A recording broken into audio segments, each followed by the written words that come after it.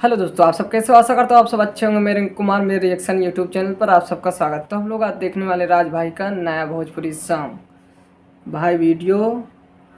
प्रदीप शर्मा, पुनीता पी, राज भाई। तो देखते हैं वीडियो कैसी है। वीडियो अच्छी लगे तो बाद में हम लोग बातें करते हैं। तो पहले वीडियो को स्टार्ट करते हैं।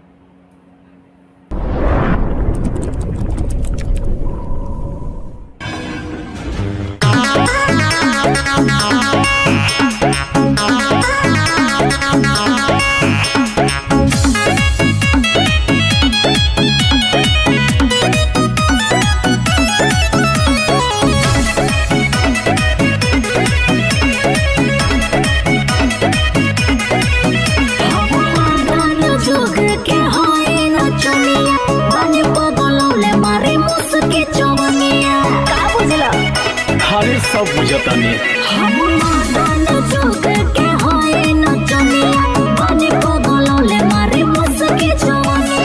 अच्छा।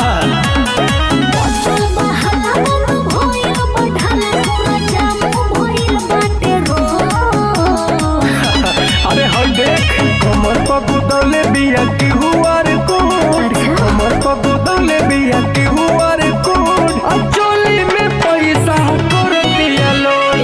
कमर पर बुदौले बिया की हुआ रे कोट, चोली में पैसा कर दिया लोड। तो तारा कोनो दिक्कत बा? कर दिया लोड, कर दिया लोड।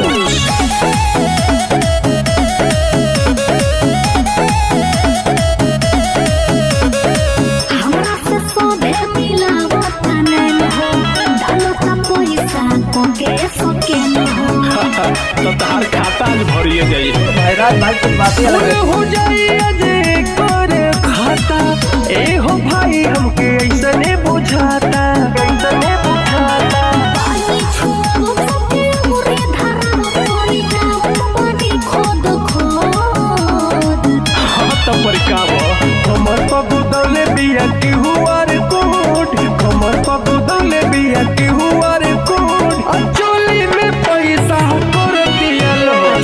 कमर पर बुदौले बिया की हुआ रे कोट, और चोली में पैसा कर दिया लोड। कर दिया लोड, चोली में पैसा कर दिया लोड।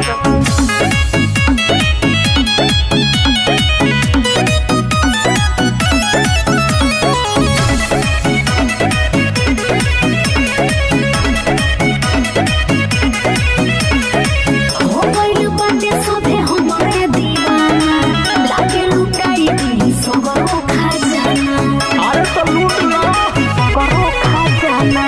सारा ई लोगवा के राखे के मन हो, लहे लहे देख लुटतिया धन हो।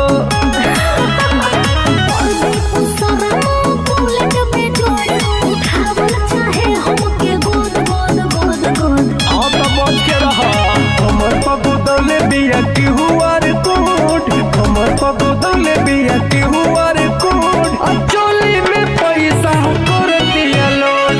कमर पर बुदौले बिया की हुआ रे कोट, और चोली में पैसा कर दिया लोड।